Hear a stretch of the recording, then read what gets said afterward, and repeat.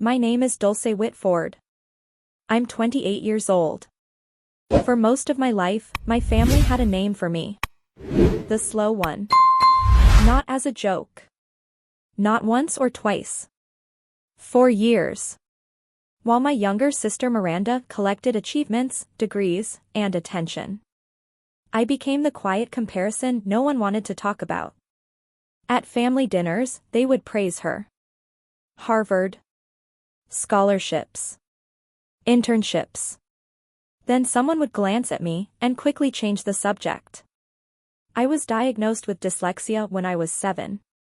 Reading wasn't impossible for me, but it was harder. Letters didn't stay still. Words felt like puzzles. It took me longer to process things. But instead of helping me, my parents slowly stopped trying. When I was 12, they hired expensive tutors. But not for me. For Miranda. Violin lessons. Language classes. Test prep. Everything designed to make her exceptional. One day, I asked my mother if I could get help too. She sighed, like I had asked for too much. Dulce, we've already spent enough on specialists, she said. Some children just aren't academic. I was 12. I believed her. So I stopped asking. Instead, I adapted. I started using audiobooks. I made visual notes, diagrams, anything that helped me understand information in my own way. It wasn't easy. But it worked. The only person who never treated me like I was lacking was my grandmother. Every Sunday, I would visit her apartment.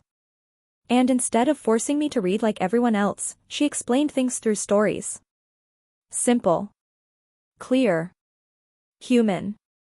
One afternoon, she held my hand and said, "You don't see less, Dulce, you just see differently." At the time, I didn't fully understand what she meant. But I remembered it. Because everywhere else, I was reminded of something else. That I wasn't enough.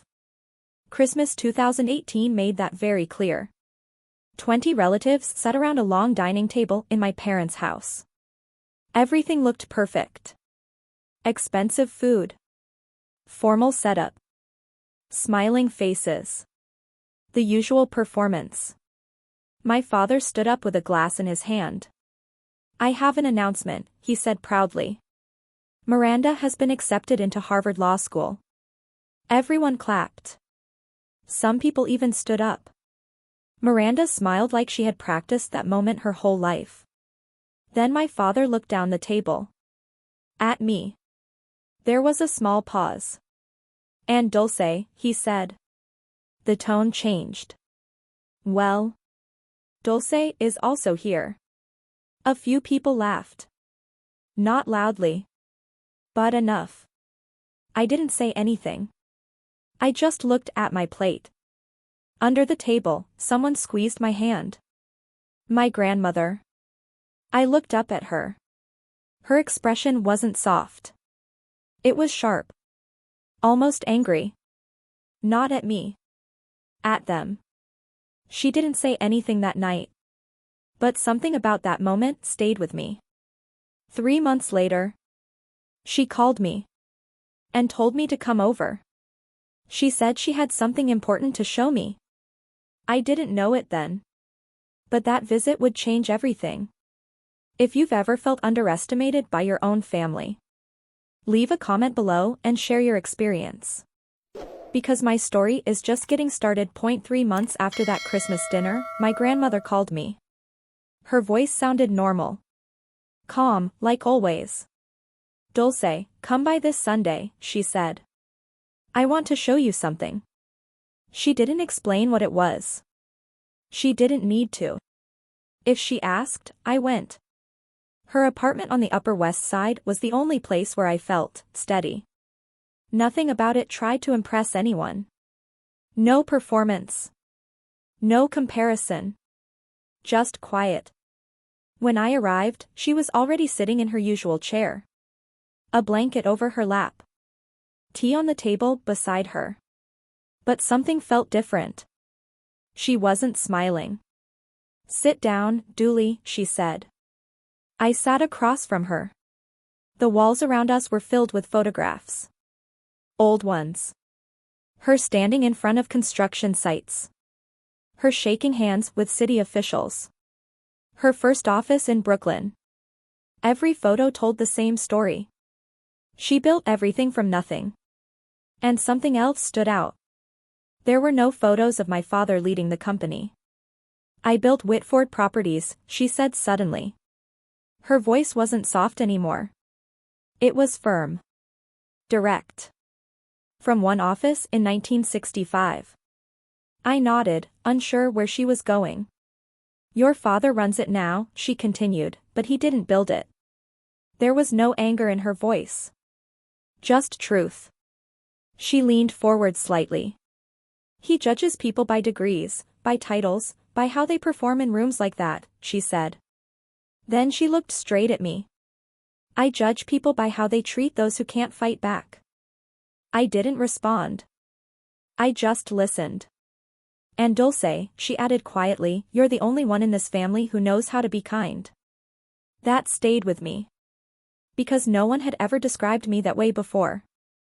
Then she reached beside her chair and picked up something small. A wooden box. Dark mahogany. Simple. Old. She held it for a moment, then placed it in my hands. Keep this safe, she said. I looked at it, confused.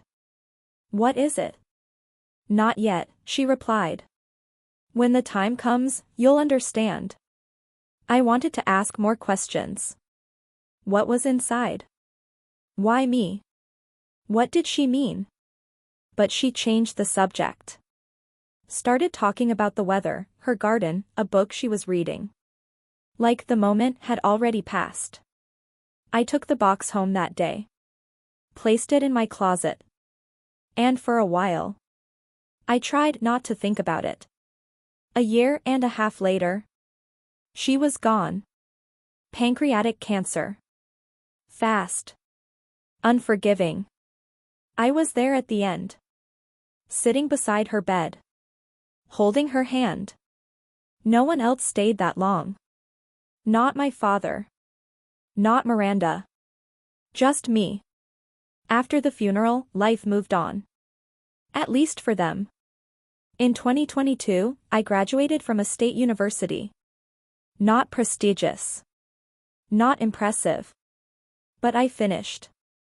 I applied for a job at Whitford Properties. Part of me hoped, maybe now things would change. Maybe they would finally see me differently. They hired me. As an administrative assistant. $42,000 a year. That same month, Miranda joined the company too. Chief Legal Counsel. $280,000, plus bonuses. Different titles. Different expectations. Different value. My job was simple.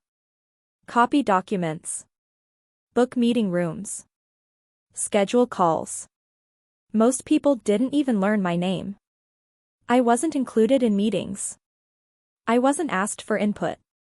I wasn't expected to grow. But I paid attention. To everything. And slowly. I started noticing something. While everyone else focused on details. I saw patterns. Connections. Gaps. The same way I had learned to process information as a kid.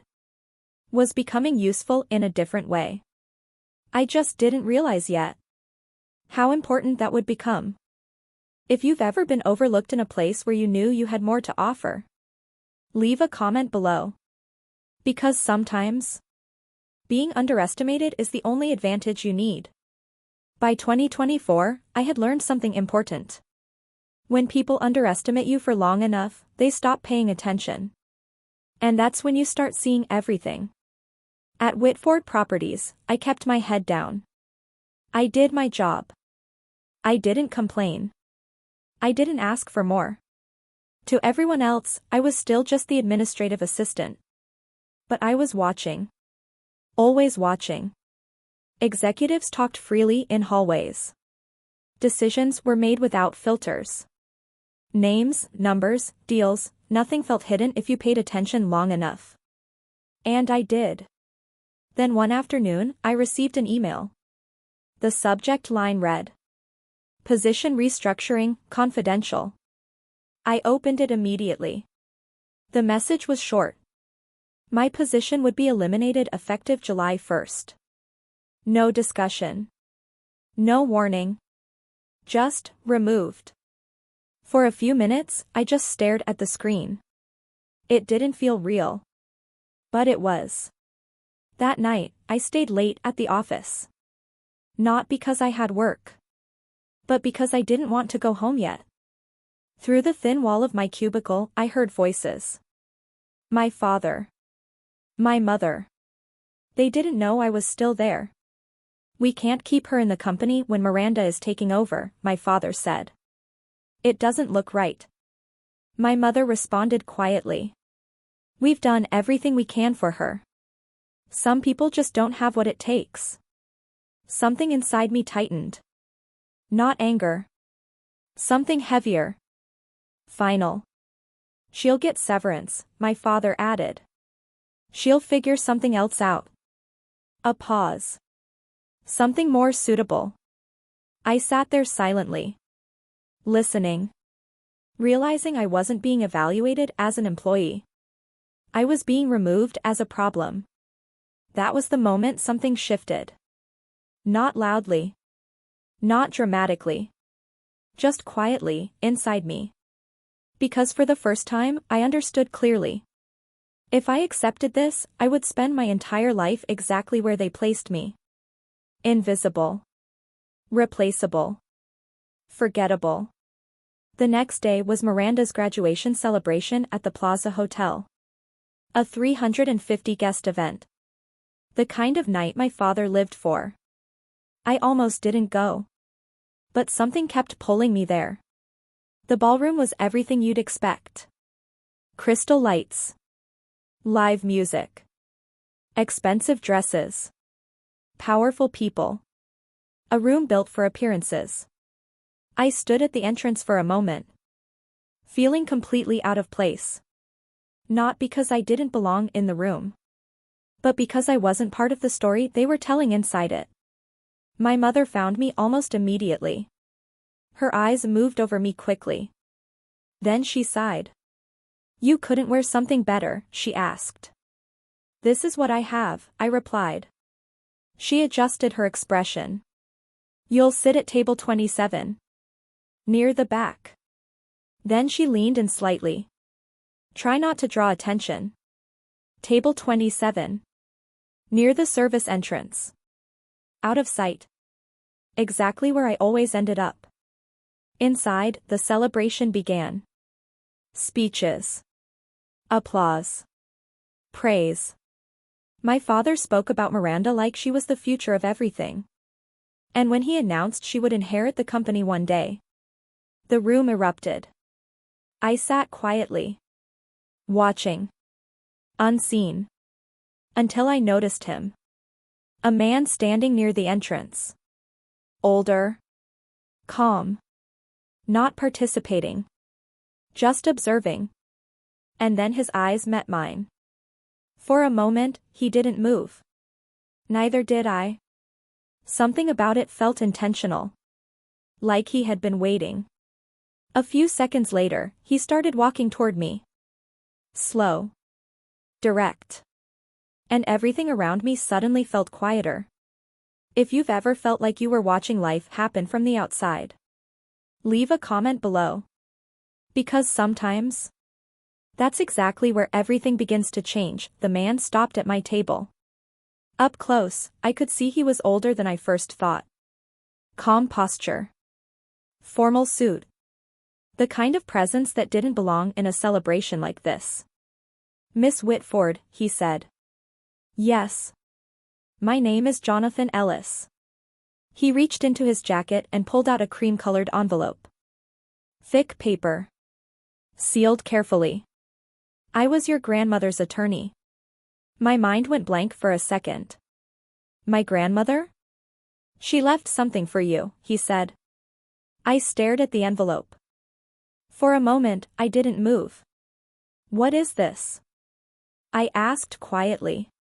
His eyes shifted briefly toward the stage, where my father and Miranda were still celebrating. Then back to me. "Her will," he said. "The one your father doesn't know exists." My fingers felt cold as I took it. The seal was red wax. Official. Real. "I don't understand," I said. "You will," he replied. "She gave me very clear instructions." He paused. "This was to be delivered the moment your father publicly removed you from the family structure." My chest tightened. Because that had just happened.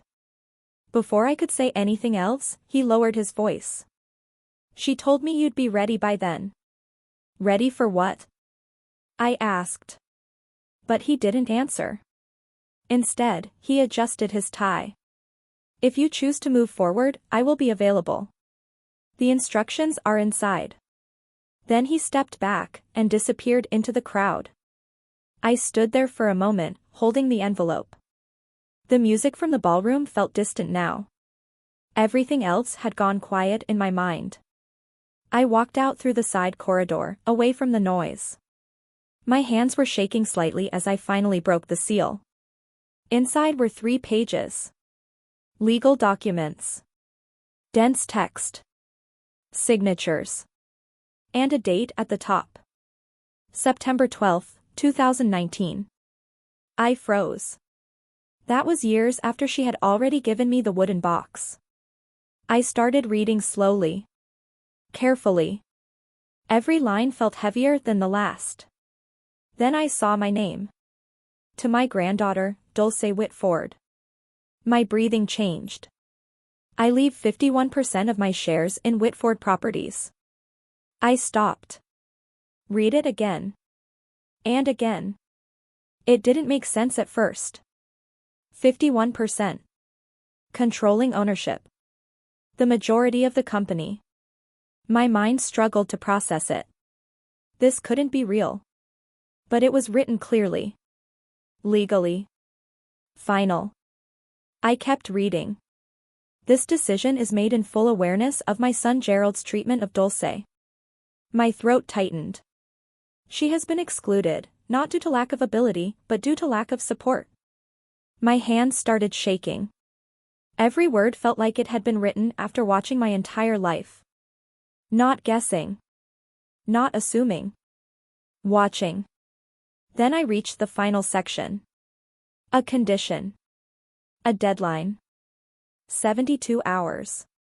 To activate this bequest, Dulce must request an emergency board meeting within 72 hours. I looked at the time. It was already running. 3 days. That was all I had. If I did nothing, everything would disappear. Legally. Permanently. I lowered the document slightly. Through the glass doors, I could still see the celebration continuing inside. My father smiling. My sister shining. A future they believed was already decided. But something had just changed. And none of them knew it yet. If you've ever been underestimated by people who thought you'd never fight back, leave a comment below. Because sometimes, the moment they stop seeing you is the moment everything begins. I didn't sleep that night. The envelope stayed on my desk, untouched, like it was waiting for me to decide what kind of person I was going to be. Every time I closed my eyes, I saw the ballroom again. My father smiling. My sister being celebrated. Me sitting at table 27 like I didn't matter. But this time, something was different. Now I had a choice. The next morning, I called Jonathan Ellis. "I've read everything," I said. There was a short pause on the other end. "Then you understand what it means," he replied. "I understand," I said quietly. "We request the board meeting." Another pause. Then he spoke. "Your grandmother expected that answer." Within hours, things started moving. Quietly. Legally. Carefully. Paperwork. Signatures. Notifications. Nothing dramatic on the surface, but underneath it, the entire structure of Whitford Properties was starting to shift. By the afternoon, I noticed something strange at the office. People were talking less. Watching more. Whispers followed me through hallways I used to walk unnoticed. For the first time, I wasn't invisible anymore. At 4 p.m., my phone rang. Miranda. I almost didn't answer. But I did. What did you do? Her voice snapped instantly. I stayed calm. What are you talking about? Dad just got a notice. An emergency board meeting. Requested by outside directors. A pause. Then her tone changed. Is this about you? I didn't answer immediately. Because suddenly, it didn't feel like a secret anymore. Yes, I said simply. There was silence on the line. Then her voice dropped. You don't understand what you're doing. I think I do, I replied. And I ended the call. 20 minutes later, my father walked past my desk. He didn't stop. Didn't look at me. But I felt it. The shift. The tension. Something was wrong, and he knew it. Later that evening, I stayed late at the office again. Old habit. Or maybe preparation. But this time, I wasn't waiting in fear. I was waiting for what came next.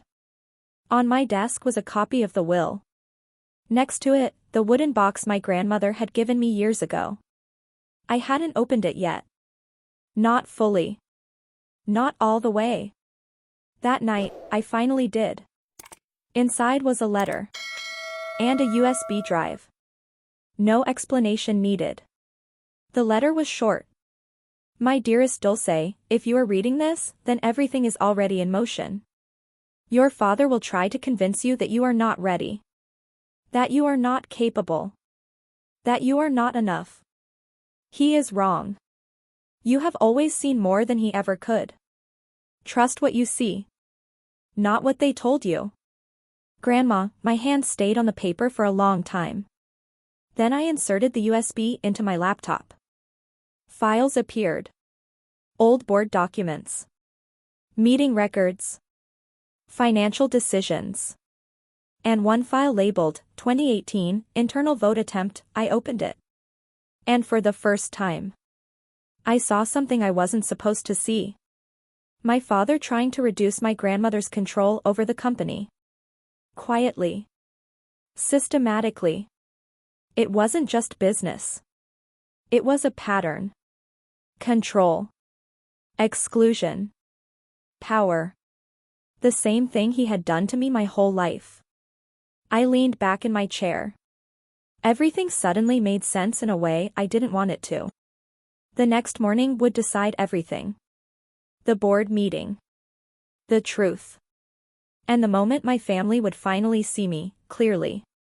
If you've ever reached a point where you finally stop doubting yourself, leave a comment below. Because that's exactly where everything changes. The morning of the board meeting felt different. Not loud. Not dramatic. Just heavy. Like something had already been decided, even before anyone spoke. I arrived at Whitford Tower just before 10 a.m. The building looked the same as always. Glass. Steel. Power. But for the first time, it didn't intimidate me. On the 42nd floor, people were already gathered outside the boardroom. Executives. Legal advisors. Senior directors. And standing slightly apart from everyone. My father. When he saw me, his expression didn't change immediately. Then it hardened. You really did this, he said quietly. I didn't respond right away. I didn't do anything, I said. I followed a legal process. His jaw tightened. You're making a mistake you won't be able to fix. Before I could answer, Miranda stepped forward. She looked different today. Less polished. More tense. This isn't about fairness, she said. This is about you trying to prove something. I'm not trying to prove anything, I replied. I'm just here for the meeting. Her eyes narrowed. You don't even understand how this company works. For a moment, I almost smiled. I've been working in this company longer than you've noticed me. The boardroom doors opened. We were called in. Inside, the atmosphere was controlled but tense. 12 board members sat around the table. My father at the head. Miranda slightly behind him. And me, directed to the far end. The place they always put people they didn't take seriously. But this time, something was different. Because Jonathan Ellis was already there. And so was my grandmother's attorney network. And so were documents none of them had seen before. The chairman, Robert Hartley, called the meeting to order. This session has been convened due to an emergency shareholder request. He looked at me. Miss Whitford, you may proceed. I stood. For a second, I felt every eye in the room on me. But I didn't look at them. I opened my folder. I'm not here to argue opinions, I said calmly. I'm here to present facts.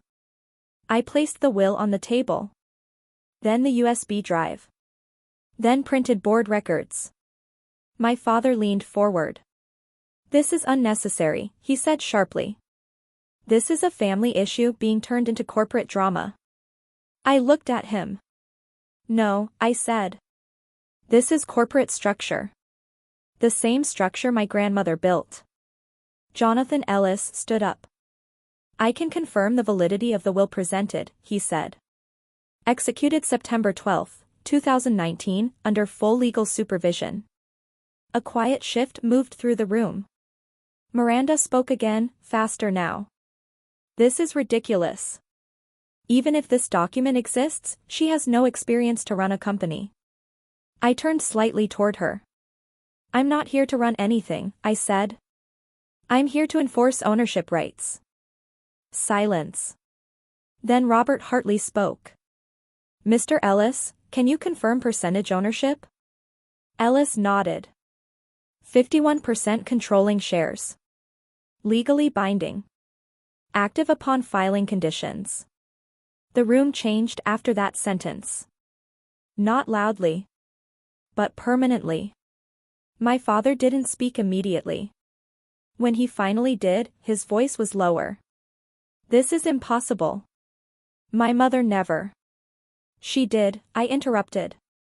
And for the first time. I let him hear it. She saw everything you did. I looked at him directly. You thought I didn't matter, I said. You treated me like I was invisible. A pause. But she didn't. The room stayed silent. No one moved. No one interrupted. Then Robert Hartley cleared his throat. Given the documentation, the board recognizes Miss Whitford's standing as majority shareholder. My father finally looked at me properly. Not as a problem. Not as an inconvenience. But as something real. Something he couldn't ignore anymore. And in that moment, I understood something clearly. This wasn't the end of anything. It was the beginning of everything.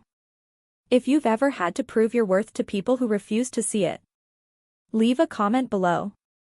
Because sometimes, the moment they finally look at you, changes everything. The room didn't explode.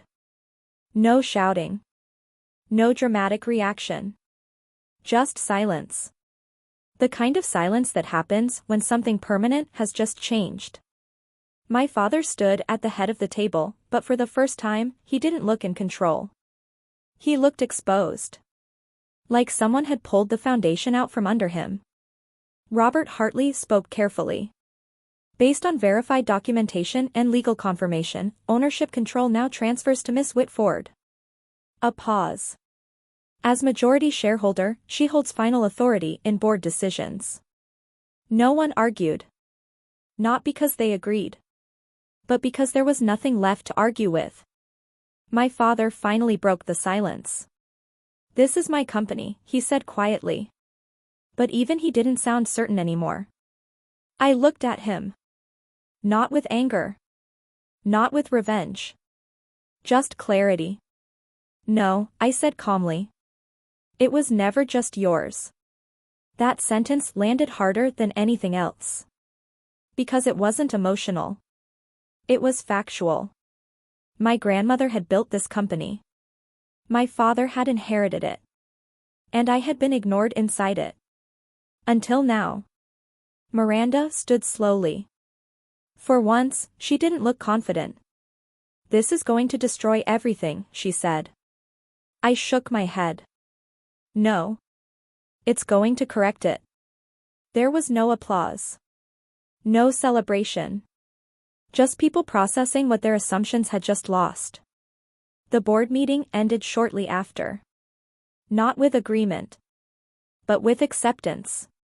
The kind that comes when truth is too solid to ignore.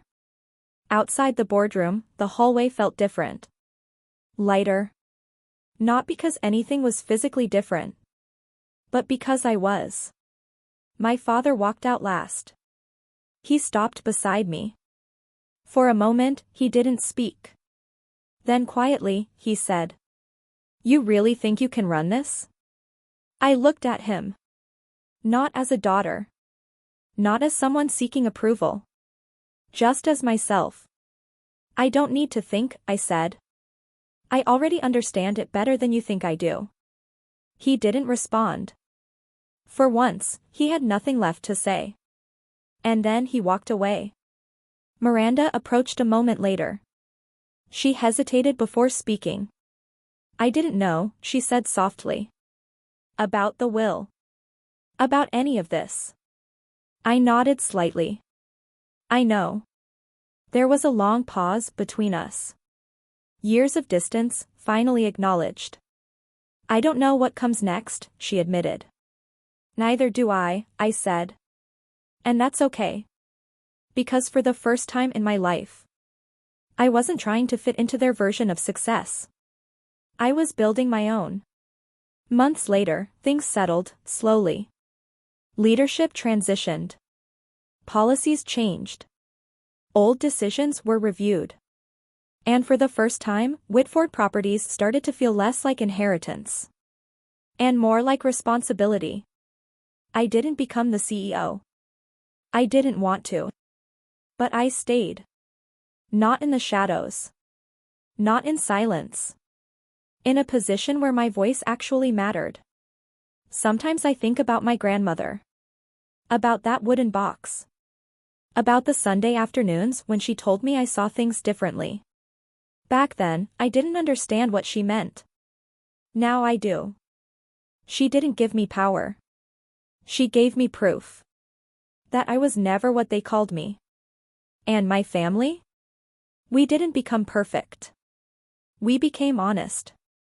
Which, in some ways, is harder. But real.